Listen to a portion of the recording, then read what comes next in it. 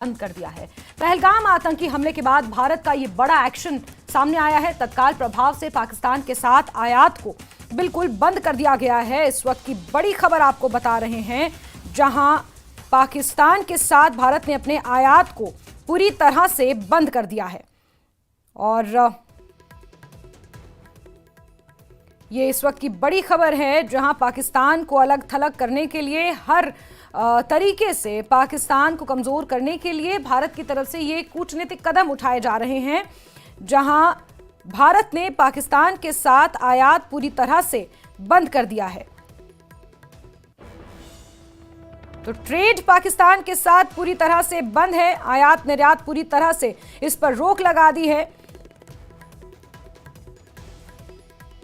तो पूरी तरह से इंपोर्ट एक्सपोर्ट पाकिस्तान की तरफ से बंद कर दिया गया है और पाकिस्तान को एक बहुत बड़े झटके के तौर पर इसे देखा जा रहा है। जिस तरह से पाकिस्तान के साथ व्यापार पूरी तरह से बंद है, $500 मिलियन का खेल पूरी तरह से खत्म हो चुका है। भारत और पाकिस्तान के बीच व्यापारिक रिश्ते भी पूरी तरह से खत्म हो चुके हैं। आपको बता दें कि ये बहुत बड़ा आर्थिक कदम है भारत की तरफ से। और इस वक्त हमारे साथ खास मेहमान दीपांकर सेन गुप्ता सर जुड़े हुए हैं। दीपांकर जी, बहुत बहुत स्वागत आपका। और जो भारत ने ये बड़ा आर्थिक कदम उठाया है, $500 मिलियन की डील पूरी तरह से ध्वस्त हो चुकी है, कैसे इसे देखा जाए? पाकिस्तान के ऊपर कितनी बड़ी चोट? एक दृष्टिकोण तो ये कहता है कि 2018 के बाद हम पाकिस्तान से हमारा आयात निर्यात प्रैक्टिकली बंद हो चुका था। हम वहां से उनसे कुछ खरीदते नहीं है आज। हाँ, और जहां पे निर्यात की बात है, हम निर्यात करते हैं उसे। अगर अब आंकड़ों देखा जाए, ऑफिशियल आंकड़ों देखा जाए, सरकारी आंकड़ों देखा जाए, तो वो निर्यात है $1 बिलियन या $2 बिलियन कुछ। पर अगर आप इनडायरेक्ट रेट देखते हैं, जो थर्ड पार्टी रूट से जाता है, वो कुछ $10 बिलियन तक पहुंच जाता है। सबसे बड़ी बात वो नहीं है। हमारा जो वहां पे हम उसको हम भेजते हैं, वो तो जाएगा ही जाएगा, क्योंकि पाकिस्तान वो जरूरत है। सबसे बड़ी बात है कि पाकिस्तान हमारे पोर्ट्स इस्तेमाल करते थे निर्यात के लिए। जी, हमारे पोर्ट्स, मुंद्रा पोर्ट इस्तेमाल होता था री एक्सपोर्ट ऑफ गुड्स के लिए। अब ये भी बंद हो गया है। इसका मतलब ये है कि अगर उनको एक्सपोर्ट करना है, री एक्सपोर्ट करने के लिए वो कम से कम कोलंबो जाना पड़ेगा, जिसका मतलब है उनकी एक्सपोर्ट्स की जो कीमत है वो काफी बढ़ जाती है।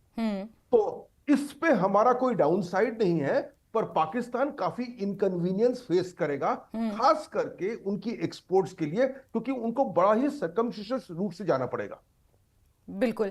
तो कहीं ना कहीं जो ये बड़ा निर्णय भारत की तरफ से लिया जा रहा है और हमारे व्यापारिक जो संबंध हैं हमने पूरी तरह से पाकिस्तान के साथ खत्म जो कर दिए हैं, ये आपसे समझना चाहेंगे कि दक्षिण एशियाई देशों के साथ अब इसका असर पाकिस्तान के हवाले से तो पड़ेगा ही, लेकिन हमारे दक्षिण एशियाई देशों के साथ जो हमारे संबंध हैं, व्यापारिक संबंध, उन पर इसका किसी तरह का कोई असर इस बड़े निर्णय का? असर नहीं पड़ेगा। अगर आप साउथ सार्क का ट्रेड देखते हैं, तो सार्क के सब देश एक आपस में दक्षिण एशिया के ट्रेड करते हैं। एक आउटलायर था पाकिस्तान। बहुत सारे इश्यूज थे, खास करके जम्मू कश्मीर का मुद्दा, उसके चलते काफी साल पाकिस्तान इस सार्क को बनने नहीं दिया जी। तो जाहिर सी बात है, बीच में उन्होंने शुरू किया था, अब वो भी बंद हो गया है। तो जो पहले स्थिति था 10 साल 15 साल पहले, उसी स्थिति से पहुंच गया है। पाकिस्तान हमसे जुड़ता नहीं था, आज हम पाकिस्तान से जुड़ नहीं रहे हैं, बस एज सिंपल एज दैट। तो पाकिस्तान इस वक्त कंप्लीटली साउथ एशिया से आइसोलेटेड हो गया है, क्योंकि भारत ने कहा है कि भारत के पोर्ट्स और भारत का टेरिटरी से पाकिस्तान का कोई भी गुड नहीं आएगा, कोई भी सामान माल नहीं आएगा। बस पाकिस्तान साउथ एशिया से एक्सक्लूड हो गया है। लेकिन दीपांकर जी, बैकडोर से तो हमेशा से चीन से पाकिस्तान को साथ मिलता रहा है, कभी सामने से आया, लेकिन कभी बैकडोर से चीन ने हमेशा पाकिस्तान को बैक किया है।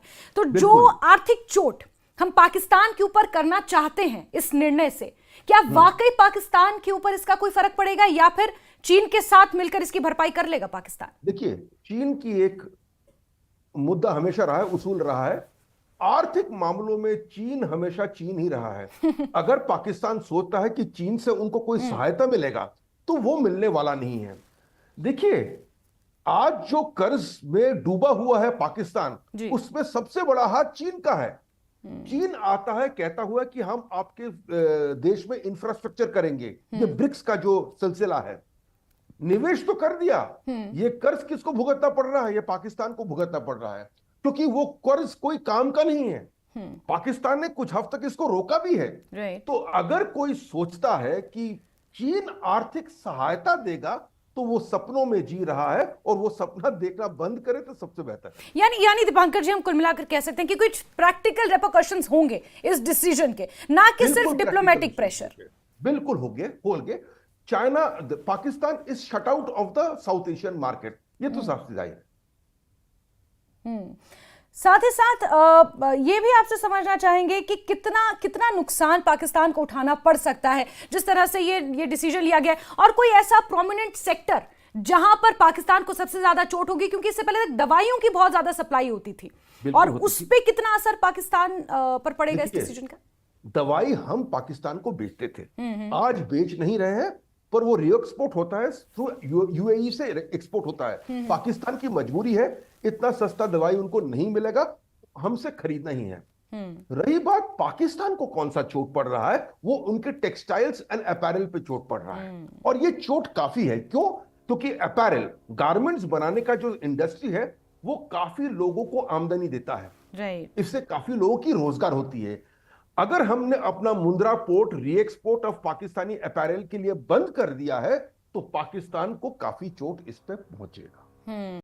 तो हम कह सकते हैं दीपांकर जी कि इकोनॉमिक पनिशमेंट भी है पाकिस्तान को जो हम दे रहे हैं इस वक्त। इकोनॉमिक पनिशमेंट तो है ही है। ठीक है दीपांकर जी, बहुत बहुत शुक्रिया हमारे साथ जुड़ने के लिए और इस बातचीत के लिए। तो बहुत बड़ी आर्थिक चोट